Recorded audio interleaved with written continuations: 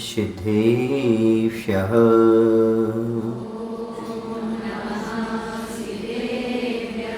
ॐ नमः सिद्धेभ्यः। ॐ नमः सिद्धेभ्यः। तोभ्यं नमस्त्रिभुवनार्थिहराय नाथ। तोभ्यं नमः क्षितितलमलिभूषणाय। तोभ्यं नमस्त्रिजगितः परमेश्वराय। तोभ्यं नमो जिह्ववो दधिशोषणाय। तोभ्यं नमो जिह्ववो दधिशोषणाय। बोले देवादेव श्री आदिनाथ भगवान की, अहिंसा परमो धर्म की।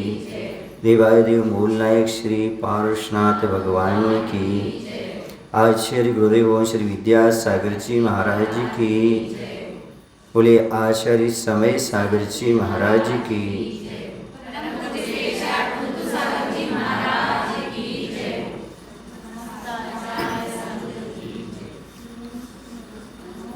संसार में बहुत सी चीज़ें होती हैं। कुछ चीज़ें किसी को अच्छी होती हैं, किसी को बुरी होती हैं, लेकिन वस्तु स्वरूप को जानने वाले को ना कोई चीज़ अच्छी होती है और ना कोई बुरी होती है। वस्तु स्वरूप विचार खुशी से सब दुख संकट सहा करो। जो वस्तु का स्वरूप है उसे जानने के बाद सब दुख और संकट कहे नहीं जाते, सहे जाते हैं। प्रकृति का ऐसा नियम होता है, जहाँ धूप होती है वहीं कहीं छाँव भी होती है। जहाँ पर सुख होता है वहाँ पर दुख होता है। जहाँ दिन होता है वहीं रात होती है, और जहाँ संयोग होता है वहाँ पर वियोग होता है। ये प्रकृति का नियम है, इसे टाला नहीं जा सकता है, और इसका सामना एक न एक दिन तो करना ही पड़ता है। इतना ही नहीं, जहाँ पर जन्म है वहाँ पर मरण भी है, इसका सामना भी जीव को करना पड़ता है। ये निश्चित है। यही तो संसार का दुख है, यही तो संसार की नियति है। यदि संसार की नियति ना होती तो तीर्थंकर को क्या कमी थी? तीर्थंकर अपने जीवन में दीक्षा क्यों धारण करते? दीक्षा धारण करने का अर्थ है, इस संसार जब तक है, राग द्वेष मोह जब तक है, जब तक यह छद्मस्त अवस्था है, जब तक ये सारी की सारी चीज़ें प्रत्येक प्राणी को अपनी अपनी स्थिति से सहन करना पड़ती है। कभी कभी तो ये चीज़ें ग्रस्तों को कम सहन करना पड़ती हैं, मुनियों को ज़्यादा सहन करना पड़ती हैं। लेकिन ग्रस्त जो सहन करता है उसे कर्म की निजरा नहीं हो पाती, लेकिन जो मुनि सहन करते हैं उनकी कर्म की निजरा अच्छी तरह से हुआ करती है।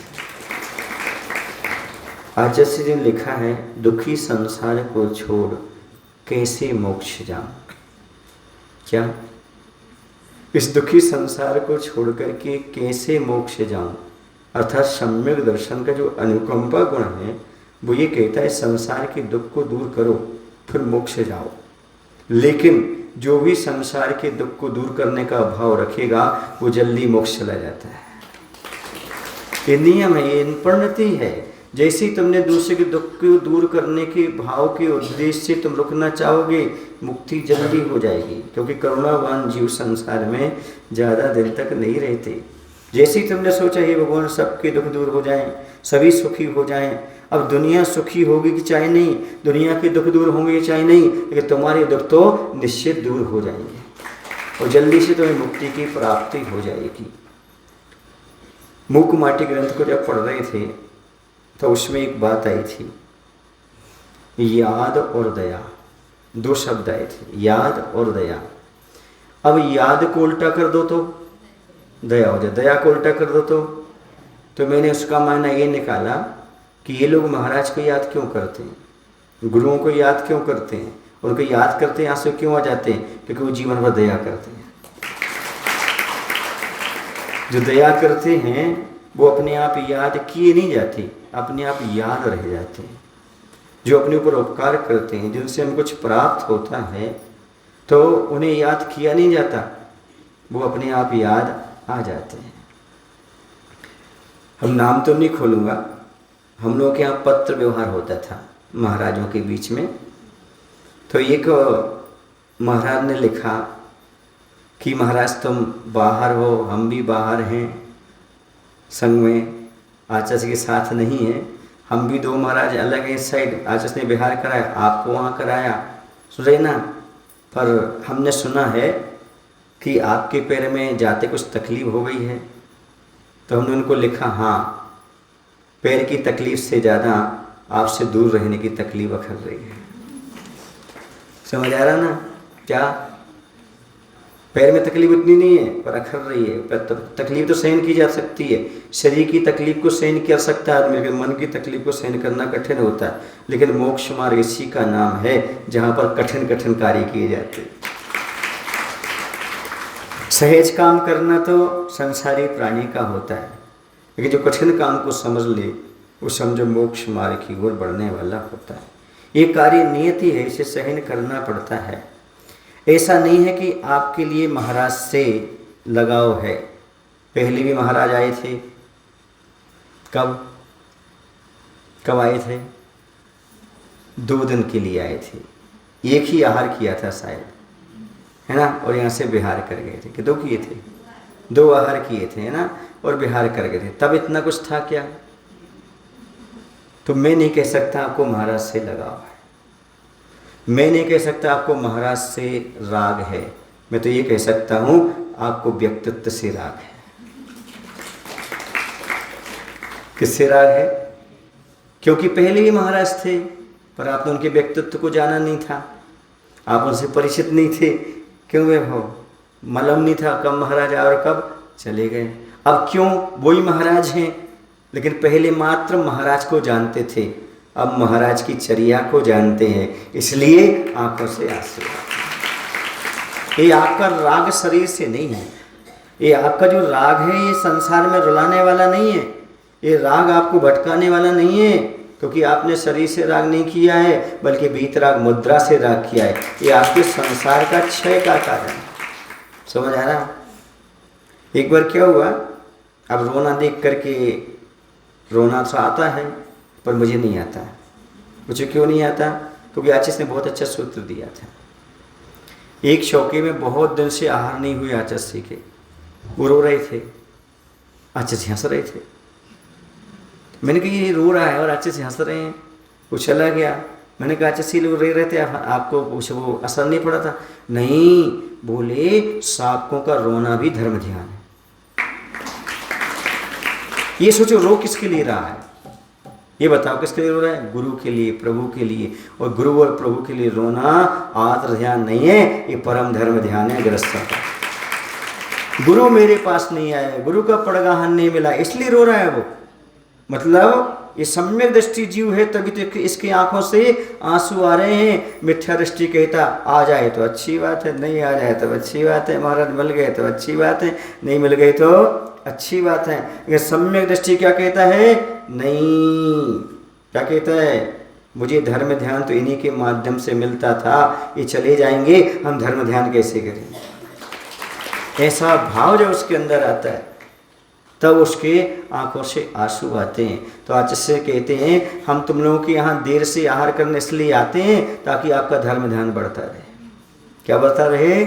धर्म ध्यान बढ़ता रहे। मान लो पहले ही दिन आपके यहाँ आहार हो गए, अब आपका वो धर्म ध्यान खत्म हो गया। कौन सा?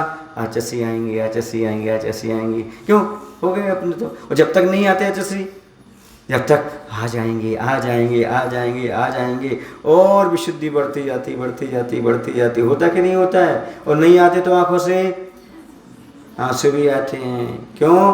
क्योंकि आप वो पानी से पात्र श्रम नहीं करवा रहे तो हमारे आंसुओं से करवा लो। ये भी गृहस्थ का क्या है? धर्म ध्यान है। दूसरा आचार्य ने बताया, दूसरे की पीड़ा को देख करके आंसू आना भी धर्म ध्यान है। गृहस्थ का, साधु का वियोग होने या साधु को उपलब्ध ना होना, उससे आंसू आना, ये भी धर्म ध्यान है। और यदि कोई आपको जिससे कोई परिचय नहीं है, कुछ लेना देना नहीं है, यदि वो जीव को दुख हो रहा है, उसे देख करके उसके दुख को आपके आंखों में आंसू आ जाए तो समझो आप पक्के धर्म ध्यान है। जैसे गाय है, गाय से आपका कोई लेना देना नहीं, रास्ते में है, कहीं भी है, उसको कोई तकलीफ है, उसे देख करके आपको तकलीफ हो जाए, आपको लगे कि भगवान इसका दुख कब दूर हो, कभी गौशाला पहुंच जाए, कभी इसकी व्यवस्था हो जाए, ये स्वस्थ हो जाए, ऐसा भाव आना भी क्या है, बोलो ना, धर्म ध्यान। समझ आ रहा है आपको नहीं? हाँ, साधु के आंसू क्या है? साधु आपको 3-3 बार करुणा करके उपदेश दे रहे हैं, यही आपके प्रति उनका दुख है। हे भगवान, ये जीव कब कल्याण कर ले, कब इसका भाव सुधर जाए, कब मिथ्या छोड़ दे, कब सम्यक की ओर आ जाए, कब अपना यह रत्नत्रय को समझने लगे। इसे 3-3 बार जो उपदेश देते हैं, उपवास के बावजूद भी, अंतराय के बावजूद भी, बोलो ना, ये क्या है? ये उनका करुणा भाव, ये उनका धर्म ध्यान है। वो चाहते तो नहीं करते स्वाध्याय, शांति से बैठे रहते, एक बार भोजन करना था बैठ जाते, नहीं, उनके अंदर करुणा रहती है कि हे भगवान, जैसा तत्व गुरु के माध्यम से मुझे मिला है, वो तत्व इनको ही प्राप्त हो जाए। ये भी कम से कम धर्म ध्यान पर लग जाएं, ये भी मोक्ष मार्ग पर लग जाएं, ये भी समझ जाएं कि आखिरकार वो शुद्धोपयोग की मलाई तो नहीं खा पा रहे, लेकिन शुद्धोपयोग का सौपयोग का दूध तो पी सकते हैं। क्या कर सकते हैं? हाँ, इसलिए मलाई को हटा करके दूध आपको दे देते हैं, ताकि आप लोगों की सौपयोग मालूम पड़ जाए, सौपयोग क्या होता है। और 4 महीने में लोगों ने बहुत अच्छे से सौपयोग की ओर ध्यान दिया, धर्म ध्यान किया है। तीनों टाइम अच्छे से क्लास लगते थे, जैसे अभी भी भरे हैं वैसे ही भरे थे, बोलो ना। चतुर्मास में जैसे इस व्यवस्था थी, वैसे ही इस दोनों तरफ व्यवस्था आज भी चल रही है। मुझे इस बात की खुशी है कि आपको कुछ ना कुछ मिल जरूर रहा है, तभी आप लोग ऐसे चले आ रहे हैं।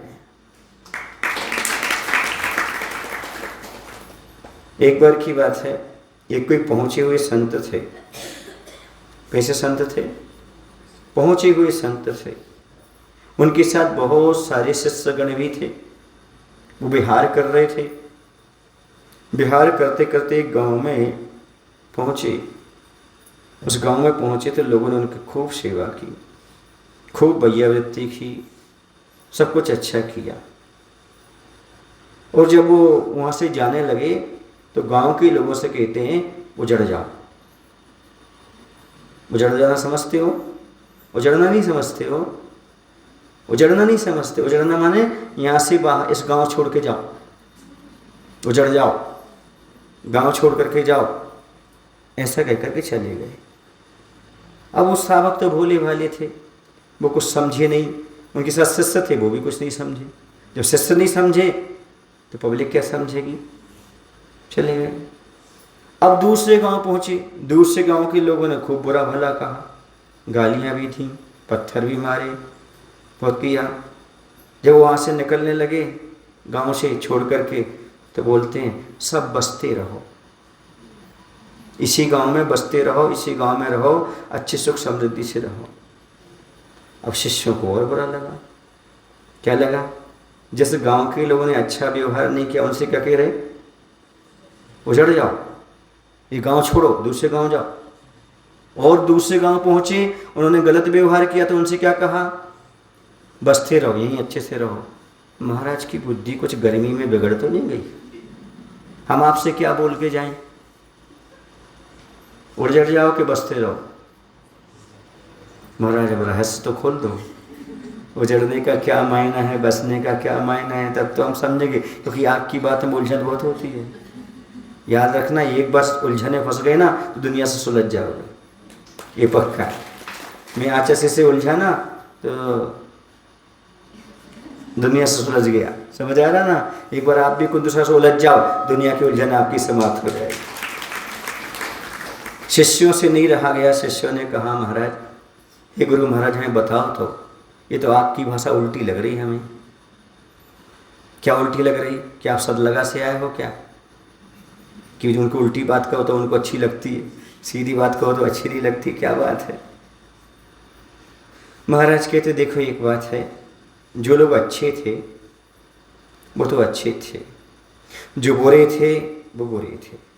पर जो बुरे लोग थे है ना, उनको हमने इसलिए कहा वहीं बसते रहो। ऐसे लोग दूसरे गांव में जाएंगे तो उनको भी बिगाड़ेंगे। ऐसे गांव दूसरे गांव में जाएंगे ऐसे लोग तो दूसरे गांव के लोग भी साधु का अपमान करेंगे। दूसरे गांव में जाएंगे तो वही पत्थर फेंकेंगे, उनको ही बिगाड़ेंगे। इसलिए कहा तुम लोग बसते रहो। और पहले गांव के लोगों ने अच्छी सेवा की, भैया व्यक्ति की, इससे उजड़ जाओ, तुम लोग दूसरे गांव में जाओ ताकि उन्हें भी सेवा शिक्षा मिल जाए। अब आपको क्या कह दूं,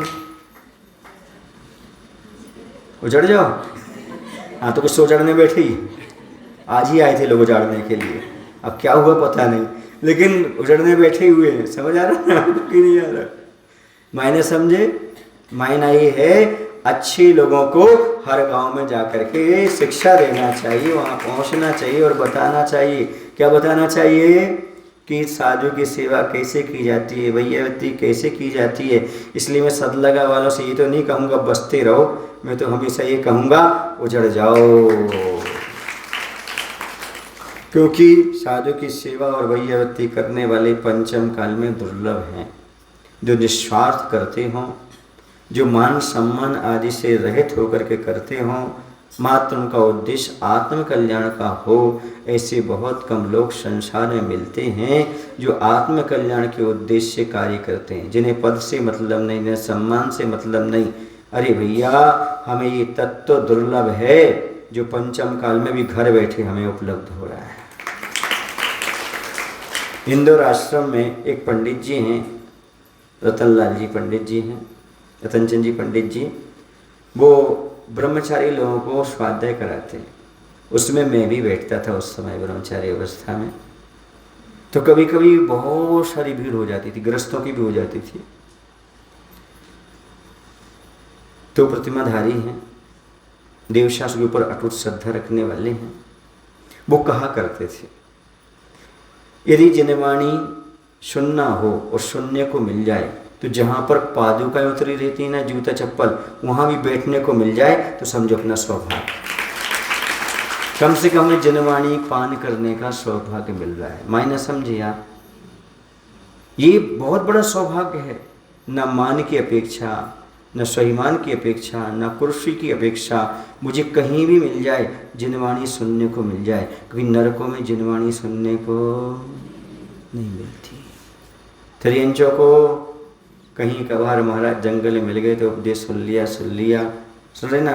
देवगति में तत्व चर्चा चलती रहती है, लेकिन वहाँ पर संयम ग्रहण नहीं कर सकते। भोग भूमि में भी कोई तत्व चर्चा करने वाला भी नहीं है, और कोई वहाँ पर चौथे स्थान से ऊपर नहीं है। एक कर्म भूमि के मनुष्य हो, जहाँ आपको जनवाणी सुन करके कल्याण करने की भावना पैदा हो सकती है। और यदि आपके लिए देवशास्त्र गुरु मिल गए तो समझिए तो हमारा अहोभाग्य हो। समझ आ रहा? तो कौन सा आशीर्वाद दूंगा बता दो भैया। बसते रहो, उजड़ जाओ?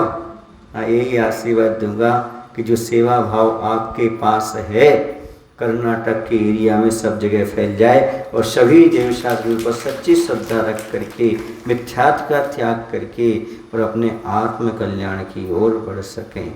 ये बात प्रशंसा की नहीं है, ये ओरिजिनलिटी है जीवन में। क्योंकि पंचम काल में श्रद्धा बहुत मुश्किल लोगों को होती है, और इसलिए मैं बहुत सावधानी से बात करता हूँ, बहुत सावधानी से प्रवचन करता हूँ। क्योंकि आज पंचम काल के लोगों की जो श्रद्धा है वो कांच के बर्तन के समान है। कैसी है? विथ केयर, सावधानी के साथ। आपने देखा ना, इस कार्टून में कांच के बर्तन रखे रहते, उसमें क्या लिखा रहता है? केयरफुल। इसके लिए आप सावधानी से रखें, केयर करें। क्योंकि इसमें कैसे बर्तन हैं? गिलास, कांच के बर्तन हैं। ऐसे ही मैं जहाँ भी जाता हूँ बड़ी सावधानी से कार्य करता हूँ, क्योंकि पंचम काल के लोगों की श्रद्धा कैसी होती है? कांच के बर्तन के समान। हाथ में है तो ठीक है, छूट गई तो गई, फिर उसमें दोबारा काम नहीं आती, दोबारा जोड़ता भी नहीं। कांच का बर्तन टूटा तो टूट जाता है। समझ आ रहा ना? इसलिए मैं चाहता हूँ आपकी श्रद्धा ना टूटे, कांच का बर्तन बना रहे।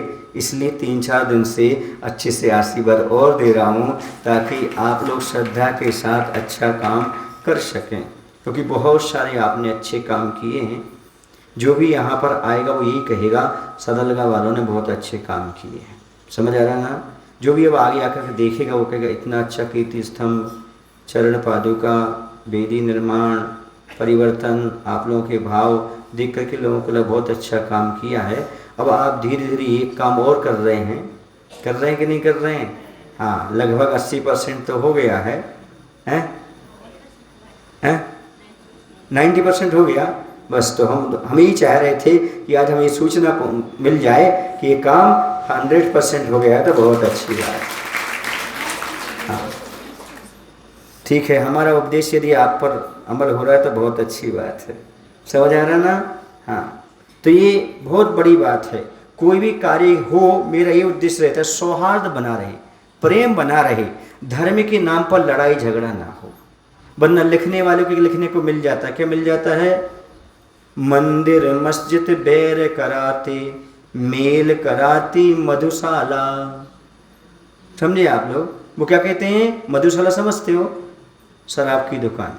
वो ये कहते हैं मंदिर और मस्जिद में तो लड़ाई होती है भैया, हम इसलिए मंदिर मस्जिद नहीं जा रहे, हम जा रहे शराब खाने। वहाँ जाम से जाम टकराएंगे, एक साथ बैठेंगे, लौटेंगे। ऐसा कहने वाले को अवसर कब मिलता है? जब हम आपस में छोटी छोटी बातों पर लड़ते हैं। तो मैं ये कहता हूँ ये छोटी छोटी बातों के लिए सामंजस्य के साथ किया जाए तो ऐसे लोगों को हम तमाचा भी दे सकते हैं। ऐसा मत लिखो हम सत लगा के लोग जो है ना मंदिर में एकता के साथ रहते। हालांकि मैंने रात में माला की थी, मैंने मंत्र जाप किया था, और एक दिन मंत्र जाप भी किया था, हे भगवान सब सत लगा वासी बीतरागी के उपासक हो जाए।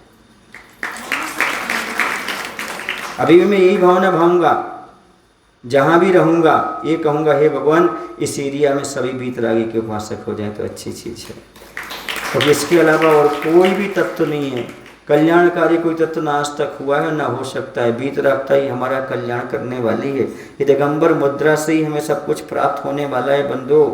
जहाँ पर सारे के सारे देवता आकर के नतमस्तक होते हैं, पानी भरते देव हैं वैभव जिनका दास, मृग मृगेंद्र आ बैठता देख दया का वास। ऐसी भगवान की मुद्रा है जहाँ पर देवतागण तो पानी भरते हैं भैया, वो तो सेवा करते हैं। इसलिए मैं कहना चाहता हूँ आप भगवान का बहुमान करें, भगवान की कीमत करें, अपने भगवान को समझें। बड़ी मुश्किल से भाव में कितना पुण्य किया होगा आप लोगों ने, मैं कह नहीं सकता, जो आप ऐसे कुल में जन्म लिए हो जहां पर दिगंबर मुद्रा के दर्शन रोज हुआ।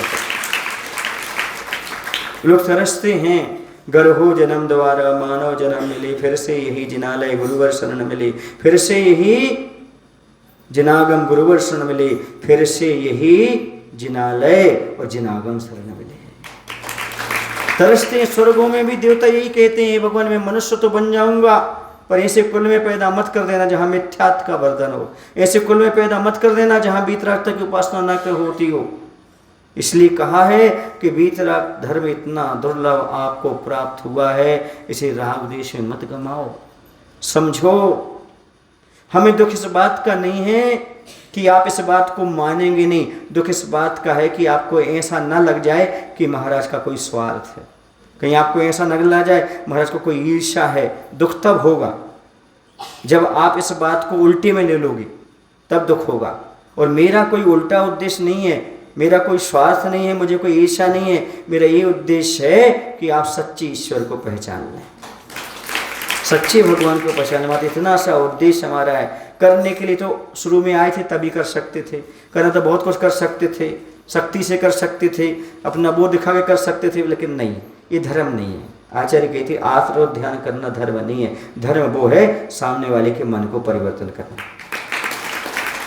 और वो प्रेम से ही हो सकता है, सामंजस्य से ही हो सकता है। तो बहुत सारे काम सामंजस्य से हुए हैं सदलगा में, जिसकी किसी को उम्मीद नहीं थी वो काम भी हुए हैं। जो आमने सामने कहीं बैठते नहीं थे वो हमारे सामने दोनों पार्टी आकर के रोए हैं, बैठे हैं। तो मैं मानता हूँ कुछ ना कुछ तो भगवान का अतिशय है। आपके चाहे कल बस्ती के आदिनाथ भगवान कहो, चाहे आदिनाथ भगवान कहो, चाहे पार्श्वनाथ भगवान कहो।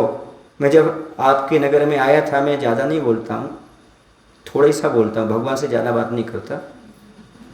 अब बताओ भगवान से क्या कहा था मैंने?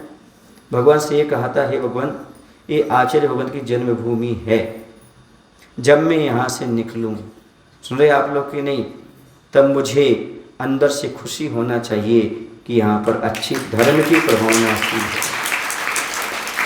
ये सब आपके ऊपर डिपेंड है। किनके ऊपर है? उन्हें भगवान के, वो भगवान बैठे थे, अभी बता देंगे आपको। भगवान बताएंगे आप? हाँ बिल्कुल, भगवान नहीं बता रहे, हमसे कहलवा रहे कि देखो जो तुमने कहा था वो काम पूरा होने के लिए जा रहा है। बिल्कुल, गुरु महाराज का आशीर्वाद, भगवान का आशीर्वाद, मेरी सद्भावना, मेरा भी आशीर्वाद होंगे, क्यों नहीं होंगे। जहाँ पर सबके प्रति समानता का भाव रहे, सबके कल्याण के भाव रहें और वहाँ पर कार्य ना हो, ऐसा हो सकता है क्या? क्यों? क्योंकि किसी प्रकार का दुराव नहीं, किसी प्रकार का पक्षपात नहीं, किसी प्रकार का कोई लेना देना है नहीं। तो जब आदमी 4 महीने देखेगा, 6 महीने देखेगा कि महाराज का तो नेचर ऐसा है, तो व्यक्ति बदले बिना रह नहीं सकता, ये पक्का है। और आप लोगों ने 6 महीने अच्छे से जाप अनुष्ठान भी किया है, प्रवचन भी सुना है, आहार दान भी दिया है, सब उसका कुछ ना कुछ पुण्य तो इकट्ठा होगा कि नहीं होगा। यही समझ लेना सच्चे प्रभु, सच्चे साधु की सेवा करने का परिणाम। आगे क्या मिलेगा, ये श्रद्धा का विषय है, आगम का विषय है। ये जो वर्तमान में आत्मसंतुष्टि मिलती है, जो आनंद का अनुभव होता है, जो आप 100-150 लोग एक साथ बैठ करके जो बातचीत करते हो, अभिषेक करते हो, पूजन करते हो, ये मैं कहता हूँ देवता भी तरसते हैं जो आपको सौभाग्य प्राप्त है। एक साथ जाकर के आहारचर्या में सम्मिलित होते हो, वैयवृत्ति में सम्मिलित होते हो, स्वाध्याय में सम्मिलित होते हो, इसी के लिए तो देवता तरसते हैं। नर काया को सुरपति तरसे सो दुर्लभ प्राणी। इस मनुष्य पर्याय को देवता लोग भी तरसते हैं, क्योंकि वह संयम नहीं ले पाते और संयमी के हाथ में एक ग्रास भी नहीं दे पाते। और आपको ये सारा सौभाग्य मिला। और मैं एक बात बताऊं, मुझे जितनी उम्मीद नहीं थी उससे ज़्यादा, क्योंकि जब मैं यहाँ सरल का आया था ना, इतनी उम्मीद नहीं थी कि इतना परिवर्तन हो जाएगा, लेकिन भगवान पर विश्वास था, कुछ न कुछ परिवर्तन तो जरूर है।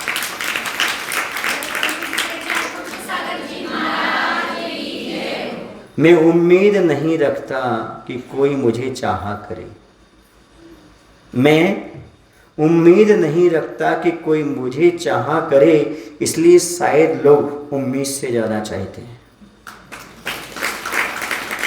हिंदी समझ में आ रही? चलो फिर से थोड़ा सा और कविता के माध्यम बता देता हूँ।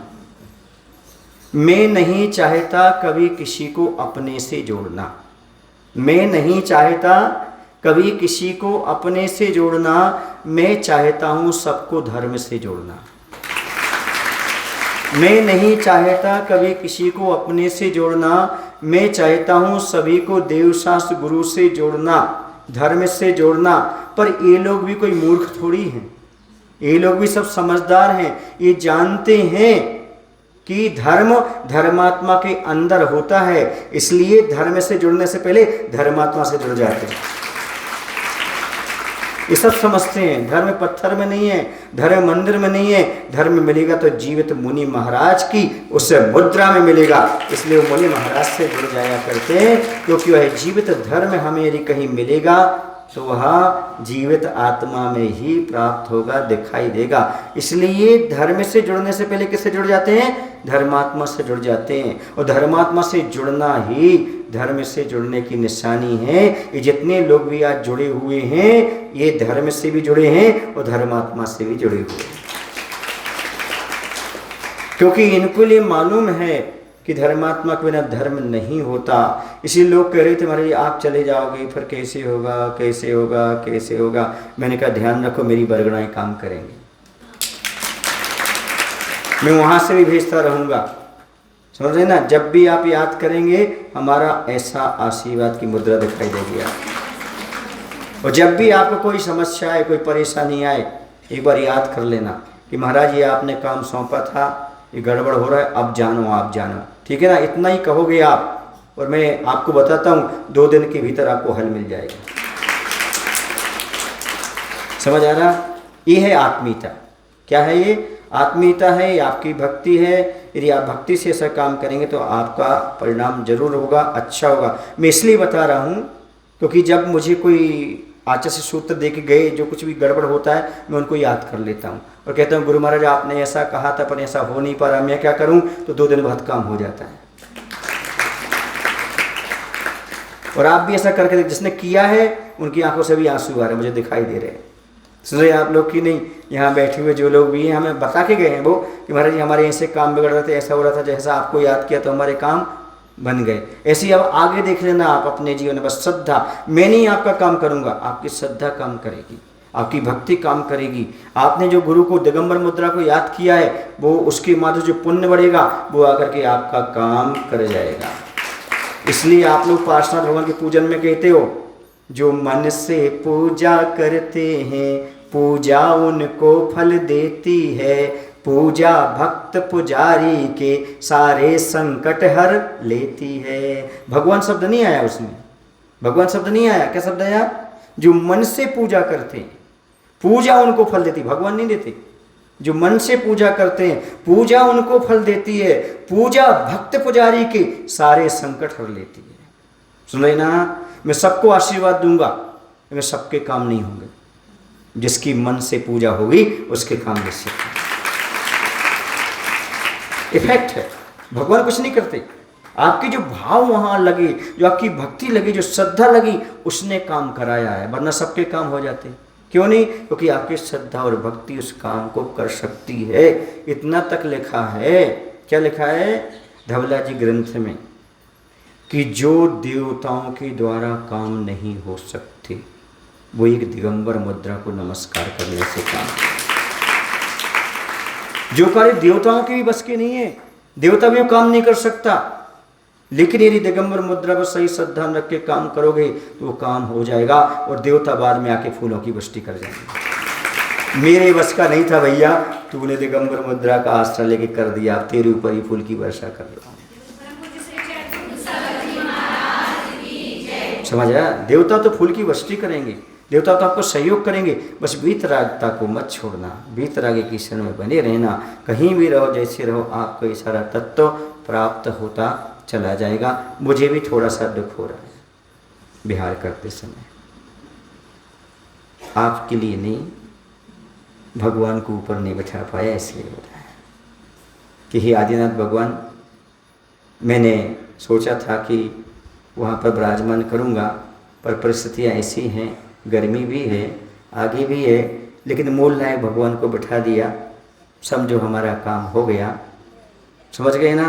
फिर भी थोड़ा सा मन में तो लगा कि भगवान आपको वहाँ नहीं बिठा पाया, लेकिन मन से बिठा रहा हूँ, भावों से बिठा रहा हूँ, थोड़ा लगता है क्योंकि भगवान तो भगवान होते हैं। समझ आ रहा ना। और भगवान की कृपा हम सब पर बनी रहती है और भाव हमेशा रहता है। सोचा तो बहुत था, लेट हो गया, और इंतज़ार किया और इंतज़ार किया और इंतज़ार किया, और यही आप लोगों को यही धमकी देता रहा, मैं तुम्हारे लिए नहीं आया, भगवान के लिए आया हूँ, तुम्हारे लिए नहीं आया, भगवान के लिए आया हूँ। क्यों? आप सब समझ रहे थे कि महाराज ऊपर से कह रहे हैं, लग रहा था ना, पर क्योंकि ये कार्य जल्दी हो जाए इसलिए थोड़ा सा डांटना भी पड़ा है। एक बात मैं आप लोगों को और कहना चाहता हूँ, भगवान से तो मैं क्षमा चाहता हूँ। भगवान आपके मूल नायकत्व में हम यहाँ चतुर्मास स्थापित किए, चाहे शांतिनाथ भगवान हो, चाहे चंद्रप्रभु भगवान हो, चाहे आदिनाथ भगवान हो, चाहे पार्श्वनाथ भगवान हो, चाहे मुनीश्वरनाथ भगवान हो, चाहे शिखर बस्ती में पार्श्वनाथ भगवान हो, इन सब की उपस्थिति में, इनकी मूल नायकत्व में मैंने यहाँ पर चातुर्मास आदि और समय व्यतीत किया है।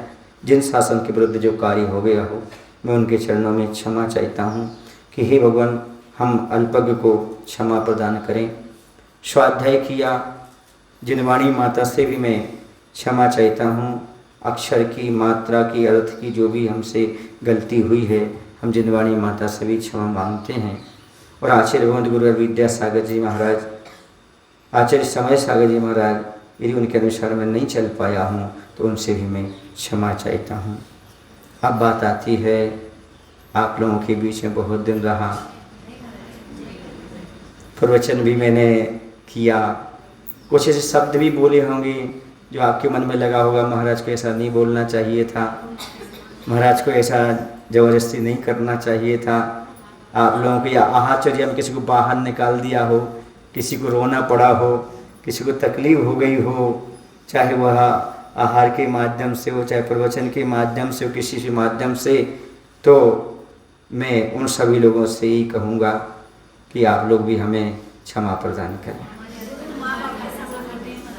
और आप लोगों से जो कुछ भी गलती हुई है, जैसा भी हुआ है, मैं आप सभी को क्षमा करता हूँ।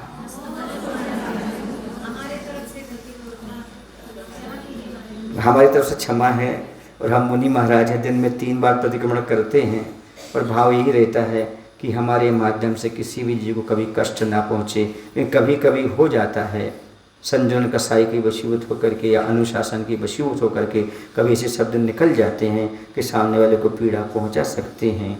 हाँ, भाव भले गलत ना हो, पर शब्दों का कभी कभी हो जाता है। और भाव किसी को दिखाई नहीं देते, दिखाई शब्द देते हैं।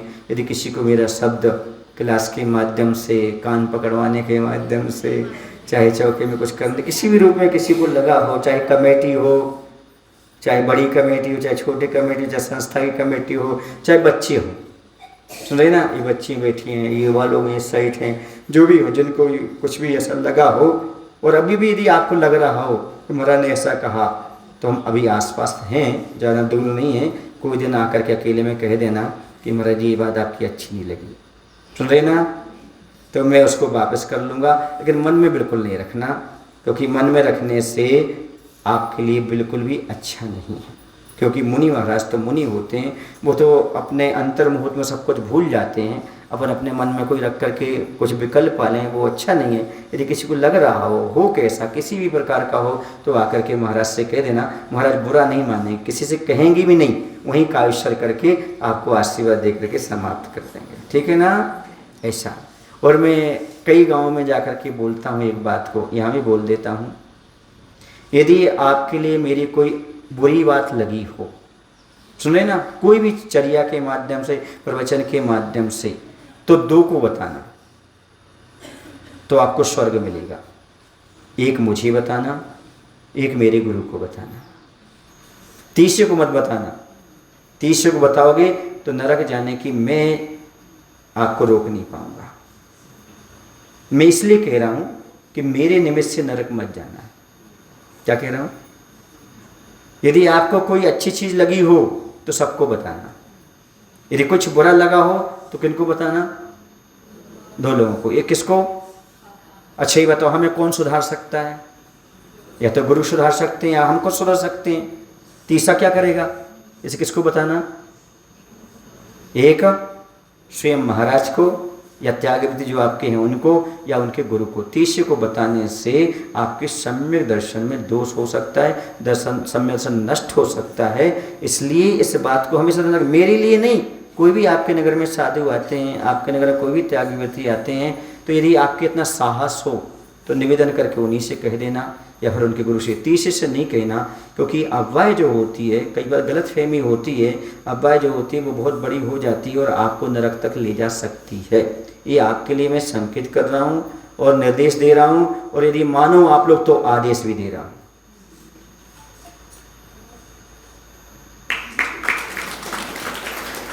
समझ आ रहा ना कि ऐसा कभी किसी के साथ मत करना। कोई भी हो, किसी भी रूप में हो, तो आप उसकी बात वहीं तक कहें, क्योंकि हमारे जैन दर्शन में निंदा को कालम नहीं है। जैसे हिंसा को कालम नहीं है, वैसे निंदा को भी कालम नहीं है। इसलिए भाई मैं तो सदलगा की बात बाहर कहूँगा, मैं तो बाहर जाके लोगों से कहूँगा, बिल्कुल सदलगा की बात, जो भी अच्छी अच्छी बातें हैं ना, सबसे कहूँगा। और सच्चा मित्र वो होता है बुराई मुख पर करता है और प्रशंसा पीठ पीछे करता है। वो आपका मित्र है, वो आपका हितैषी है। जब आप सामने होंगे तो गंदे बच्चे रहेंगे, और जब आप वहाँ नहीं रहेंगे बल्ले मकड़ू। अच्छा बच्चा नहीं आया, अच्छा बच्चा नहीं आया, समझ आ रहा ना? ये है सच्चे मित्र की पहचान। बुराई करना हो तो मुख पर करना, और प्रशंसा करना हो तो पीछे करना। ये यदि आप सीख गए तो मैं कहता हूँ जैन दर्शन का ये मर्म है, यही हमारा धर्म है। किसी की बुराई कहना, उससे स्वयं जाकर कह दो, बोल दो। यदि आप उसका अहित नहीं चाहते तो, यदि आप अहित चाहते तो 4 लोगों से कहोगे, और उसका अहित चाहते तो उसी से कहोगे। समझ आ रहा ना? तो मैं उसको बुरा कह सकता हूँ, पर दूसरा व्यक्ति बुरा कहेगा तो कैसे कह रहे तुम? नहीं कह सकता। समझ आना ना? तो ये मित्र की बड़ी पहचान होती है और हमारे जैन दर्शन में गुरु परम मित्र के रूप में होता है। ये शिक्षा आप भी ले सकते हैं। शायद आपने मुझे देखा भी होगा, मैं ऐसे ही करता हूँ, देखा तुम लोगों ने। तो ये शिक्षा आप भी ले लेना। जिससे भी आप प्रेम करते हो, जिससे भी आप जुड़ो, उसकी बुराई कब कहना? उसके मुख पर। और उसकी प्रशंसा पीठ पीछे कभी उसकी बुराई मत करना। यदि सिद्धांत आपके पास है तो समझो आपने जैन दर्शन को समझ लिया और उच्च गोत्र में आगे जन्म होगा, नीच गोत्र से आप पूरे बच जाओगे। इस चीज़ को लेकर के चलो। तो इतना ही पर्याप्त समझता हूँ। अभी 10-5 मिनट मुझे कुछ और ही काम है, तो वो मैं करके फिर देखता हूँ कैसे क्या करना है। अभी लोगों का मन नहीं भर रहा लगता है, प्रवचन सुनने का मन नहीं है ना? क्यों नहीं है? अच्छा लग रहा है क्या? ज़्यादा मीठा नहीं खाना चाहिए, थोड़ा सा नमकीन भी खा लेना चाहिए। और एक बात और अभी कह दे रहा हूँ, जिन जिन ने जो जो भी कार्य नए शुरू किए हैं, चाहे स्वाध्याय का हो, चाहे भगवान के अभिषेक करने का हो पुरुष वर्ग में, चाहे पूजन का हो, चाहे मंदिर आने का नियम लिया हो, चाहे किसी ने अपने जीवन में जो बुराई थी उसको छोड़ा हो, सुन रहे ना? जो जो आपके मन में भी भाव आए हैं चतुर्मास में, उस भाव को बनाए रखना, मेरा ये आशीर्वाद है। महाराज के जाने के बाद भूल मत जाना मंदिर क्या होता है, भूल मत जाना अभिषेक क्या होता है, भूल मत जाना क्या होता है। मैं आपको एक बात बता रहा हूँ। मैं एक नगर में था, सरोज नगर है विदिशा के पास। वहाँ पर हमारा 2012 को चातुर्मास हुआ था। चातुर्मास में लोगों ने एक संकल्प लिया था, प्रवचन चला था हमारा कि आप अतिथि संविभाग व्रत करना। अतिथि संविभाग व्रत है शुद्ध भोजन बनाना और पड़गहन करना, अष्टमी चतुर्दशी करना। कुछ लोगों ने नियम लिया था, नगर में साधु हो या ना हो, अष्टमी चतुर्दशी को शुद्ध भोजन बना करके और बाहर पड़गहन करेंगे। साधु हैं तो आ जाएंगे, नहीं है तो अपना अतिथि संविभाग करके आ जाएंगे। कुछ लोगों ने नियम लिया था 4, एक साल में 4 बार। कितने बार? एक साल में 4 बार अतिथि संविभाग व्रत करेंगे। कौन? तो सबसे पहला अक्षय तृतीया, आखा तीज, दूसरा रक्षाबंधन, तीसरा महावीर जयंती, है ना? और चौथा कौन सा था? दीपावली। ये 4 दिन कम से कम शुद्ध भोजन बनाना, ये अक्षय पर्व है। इस समय हमें बताना है कि हम जैनी हैं। 4 दिन शुद्ध भोजन बनाना, नगर में साधु हो तो ठीक है, वरना चौक पूर्णा बाहर जाना, पड़गहन करना। जितने मुनि आहाचर्या को उठ रहे होंगे उन सबका पुण्य पड़गहन का आपको मिलेगा। तो ऐसा बहुत से लोगों ने संकल्प लिया।